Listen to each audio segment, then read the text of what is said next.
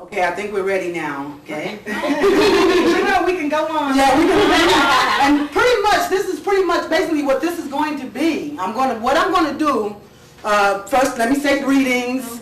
And let's say greetings. Also, let's welcome the ancestors. Yes. We have to have them here in order for this to be successful.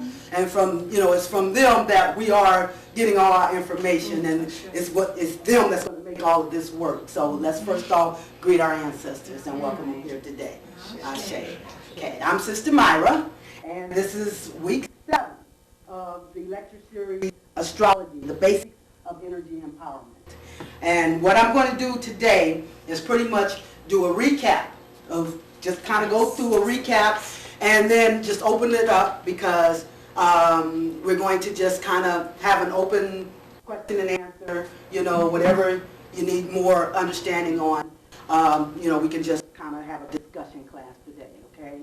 And so I'm going to just kind of go through some of this stuff. Our ancestors knew to look toward the stars, the planets, and constellations for answers to universal questions. They also knew that the universe was too huge to get any answers unless it was dissected into symbolic understanding. Symbols can be applied to thousands of words, and they knew that in order to be able to grasp the meaning of the message from the vast cosmos, that even the symbol would need to be personified as gods and deities to best describe the particular energy they observed of unfolding through the cycles of the season. So what I did on that first week, I established the supremacy of the deity that they called Saturn, or what we call Seth, what we call the first son of the Great Mother. We went through this book here, the Celestial Ship of the North, Valencia Stratton, and established the connection with the Great Mother, from the Great Mother with Seth, or who later became known as the planetary Saturn. And what I established in the first lecture was the fact that Saturn represents our energy. It's the energy of obstacles, limitations, restrictions. It represents the colors brown, dark brown. Everything that applies to Saturn applies to us as a people. And so he represents our power. And as Saturn returns to its power, his power, that's the same as demonstrating us returning to ours. So that was pretty much the first week, is pretty much establishing the connection to Saturn as our energy. Can I interrupt here for a second? Sure. Something you brought out that just sparked. You said brown, Saturn represents brown. As far as colors are concerned, a lot of books that I've read deal with colors and the properties and what they're good for. Brown is a negative color, according to most European writers in their books. Right. But see, according to, remember what I said? What was that? Our last lecture? We define our reality. We are the gods, okay? We're the ones defining the reality. We can take the information that they supply to us, but we put it into what it is that is real about it, okay? We're the ones that's going to define the reality based on. And I'm not saying that brown is not, because brown is an earth tone, but when you want to represent an earth tone in its healing powers, then you represent it as green. That's why I always usually use green. But I'm only using that to demonstrate the fact that our color in brown gives us that connection to the color that Saturn represents. Well, I was late to reading R's, and every time you see brown in a person's R, it's representing something negative. Okay. It may mean a dry and parched earth. It may, because it's an earth color, and it may just mean that this is a color that there need to be some healing. Probably you want to turn that brown into green, which is still representing the earth. That's a negative color with them also. Green? With you're talking about with the Europeans, right? I'm talking about just reading the R and what they say and how you read the colors when you're looking at a person's R and what you see. And if you see green, it's it's envy or something. Right. Brown is a hate thought. Right. Well, I don't dispute that as far as for what is being applied to. Okay. It can be other applications. So right now in our connection to brown, Saturn representing brown, that makes a direct link to us as brown people, and that being our energy. That's the only thing I wanted to demonstrate by using that, okay? I'm not trying to do an overall on it. I'm just saying that it does represent brown. And The next thing that I think I went into was the fact that through our creative energy, through our creative power, we have access to willfully directing the energy. Most of us don't know that yet. But we are the creators. We are the ones that have the power to bring the physical and connect it up with the spiritual. And remember, I keep telling you, balancing opposites is creative energy. That's how you create, by balancing opposites, because you put two halves together, they make a whole. So that's how you create, by balancing opposites. We are the physical, and we also have access to the spiritual. So we can balance those two opposites. That's what makes us our godhood. That's what gives us our godhood. Okay? We're the only ones that have the access to do that, because white people cannot access the cosmos, the universal energies, because they don't have the melanin. Okay? So that's why I identify us as the God people. We're the ones that have the power to balance those two opposites, spiritual and physical. Okay? And what I was telling you also, when I brought the videotape, the Super Bowl, how they did this big ritual to empower the realms, because of course they did not want the Titans to win. They did this big ritual to the Great Mother rising up out of the water, the Mandela, all of that. So the next part was after I established our connection to Saturn, or Set, and established the fact that we're the ones with the power, then what I wanted to do was to clue you into the fact that because we don't know, because we have been diverted into worshiping Jesus or Zeus, which is empowering them, then they are trying to usurp our reign, and they are trying to use what we should be rightfully using, and but they have to use us in order to do that. And we don't understand that we are empowering them when we let them pull us into their rituals. Just like they did during that Super Bowl ritual. They had, what's her name, Toni Braxton standing up there, and they're talking about, let's walk through this gate hand in hand together, because they can't get through it without us. Right. So, of course, they need us to help bring them through it, or try to bring it through them, but it's not going to work. So, I wanted to establish that. I wanted to establish the fact that they have been diverting us, and at the same time, they've been sapping the energy that we could be using for ourselves to bring us out of our own oppression. And as long as we continue on this same pathway, empowering Jesus or Zeus, we're empowering them, we're contributing to our own oppression, okay? And the reason that I went into all of this in connection with the basics of astrology is because it's through identifying these energies that we'll be able to understand how to work these energies, how to bring out the magic within us. If you remember, I went through the Hermetic magic text and explained the three types of magic, the theurgy. Oh, yeah. That's the type of magic that the highest level. That's the type of magic that we're capable of, okay? And this is working in tune with the universal energies. So we need to understand how much power we have as far as working our magic, because we're getting ready to move into a new time, a new age, a new paradigm, and it's time for us to discover all that we're going to have to be utilized. We're going to bring that in by discovering.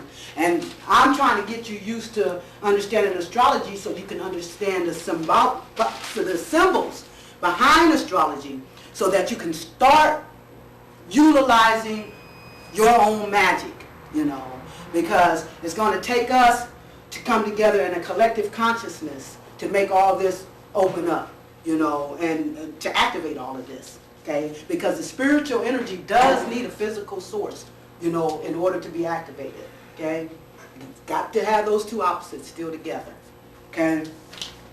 And, let me see, went on to... let me see. Y'all remember I did the one on remembering that opposites do have a common connector, okay? What you see on the physical is going to be active. There's always a dual purpose here. We have what you see on the physical is going to be happening on the opposite in the spiritual. And the last time I used the example niggas, King of Kings, when it's spelled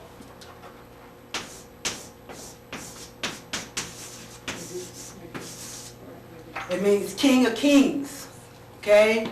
And so what I use that to try to demonstrate the common connector, which is the tone, niggas. On a spiritual level, it means King of Kings. And on a physical level, of course, it's a term used to denigrate. So I'm just trying to get you to understand that there's always a dual purpose here. And they're always going to be coming from opposite perspectives, but there's going to be a common connector, okay? Opposites are really the same. They're just coming at different vibration levels, okay? So always remember that, because you're going to need to understand that, as like brother is saying over here, so-and-so said this is bad or that's good. And see, when we start thinking about symbolism, we supersede those literal details. We supersede that. We put that on in a symbol, and we're not tied to those, oh, they say this means that, and so that's all we're looking at, When you start looking at symbolic understanding, you're opening up to spiritual understanding. What you need to understand is that when we're talking individual, we're talking on the physical. But when we're talking spiritual, we're talking on a collective. Okay? That's why sometimes, even in the Bible, you'll see one word one time it's not capitalized, and the next time it is. When it's capitalized, they're talking on a collective then. We're talking spiritual. But when it's just a small case letter, then they're talking on a singular, which is on the physical level. See? So there's always dual meanings. See? And those are usually opposites with a common ground. Okay?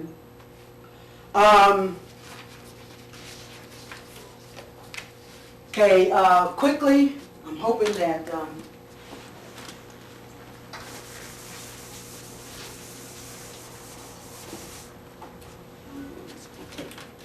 okay, quickly let's go through first let's go through the signs. Aries. Okay. Come on, class. All right.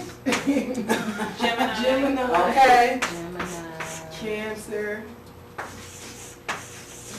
Leo.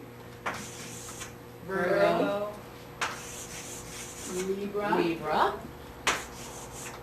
Scorpio. Sagittarius. Capricorn. Aquarius. And Pisces. Okay. And remember what I said. A good astrologer don't want to see any writing. All we want to do is see symbols. Okay. That's why I'm just going to put the symbols up there. You need to be recognizing these symbols. Okay, let's get the planets now. And see, even if you don't know you're learning this, you're learning it. It's going into your subconscious. And you're going to be, one of these days, all of a sudden, a symbol going to pop up out of you, and boom, you're going to have this whole big concept open up to you. So don't think, because consciously I don't remember, don't think it's not happening subconsciously, because it is. Okay, let's start with what we start with. What do we start with? The moon. Sun. All right. And that's right. What it means, focus. Wherever you see your sun at, that's what you came in here to focus on. That's what you came in to focus on. That's where the focus is at. Wherever you see the sun, that's what's being highlighted. That's the energy that's being highlighted.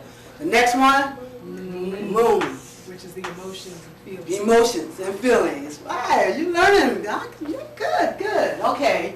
And for individual. David? No, he is one of my students. I guess he hasn't got here yet. Yeah, because I got one of the workbooks for him. Okay, what's the next thing we look at as far as the individual goes?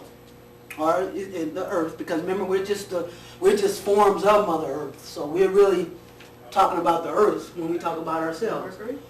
No, the next thing you look at after the sun, the rising sign. Okay, or ascendant. And what does that represent? Somebody besides Sister Charmaine? What does the ascendant or the rising sign represent? Your outer appearance. What That's you good, are. yeah. What people perceive you to be. Right. Right. Your public persona. Right. But the word I was looking for was actions. Yeah. Okay. Okay. My home is busy. I don't have my competition here. She isn't here yet. Little sister.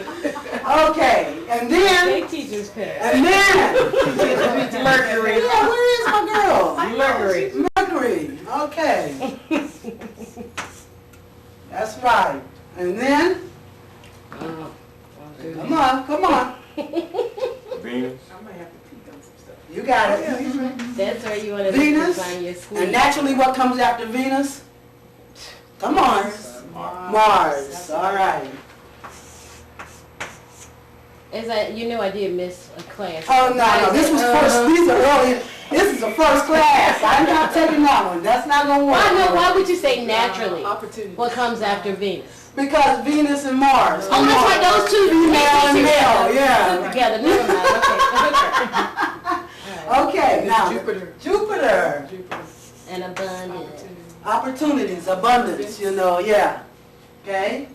And then the supreme energy. Saturn. All right. And I'm not just saying that because I'm Capricorn, y'all. No, but that is the supreme energy, and that's our energy. That's right. You know, even before, I mean, all the names given to the sun, Saturn had them first, okay? And like I said, when our ancestors reigned, it was Saturn sitting up there, like the sun. And that's the reason they had their gifts. They had the telepathy. They had all those things that they had because they were at this close proximity to Saturn. And when Saturn fell, that's when our ancestors fell, okay? That's the supreme energy. And after that, as far as within this realm, this plane, okay, because everything outside of Saturn, you know, then we're going into a whole another area, okay? But this is what is reigning for the earth here. Okay, and then after Saturn, Uranus. That's right. And what does that represent? Changes. Yeah. Absolutely. Good, good, good. Yes. That's your uniqueness. That's what's different, sudden, unexpected. Wherever you see Uranus at, that's where the unexpected is going to happen. You don't know what's going to happen, okay? It's explosive, you know.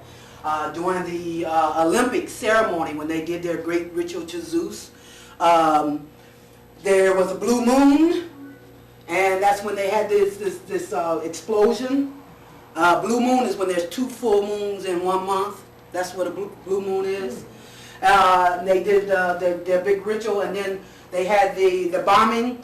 Well, at that time, Uranus was interacting with Mars.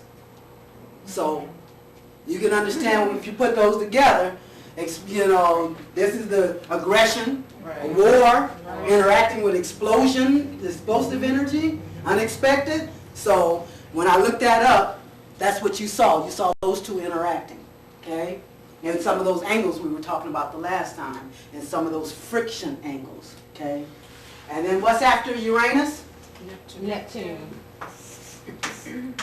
Neptune represents Spirituality or deception. our deception. That's Yeah. right, okay? Our deception. Whichever way, it could be either one. Spirituality or deception. It's the one that obscures things, you know. This is the one that you will deal with when you're dealing with the dream world, the mystical. It's the one that represents the sign Pisces, the psychic of the zodiac. So, you know, you can apply all that to Neptune. And the last one, the last planet, okay, and that's what?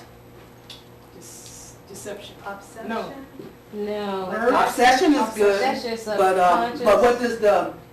what does the planet overall? It represents Oh, regeneration. regeneration, That's what I meant. transformation. Yes. Yes. It could, Right. rebirth? No. Yeah. Yeah, rebirth? Rebirth, because this Yes. represents, because That's the what I'm sign that represents Pluto is Scorpio. Okay. And Scorpio is about, you know, I mean, and what regeneration, the definition of regeneration is the death of the old, so there can be a rebirth of the new at a higher level, okay? That's what regeneration means. So, yeah, death and rebirth, okay?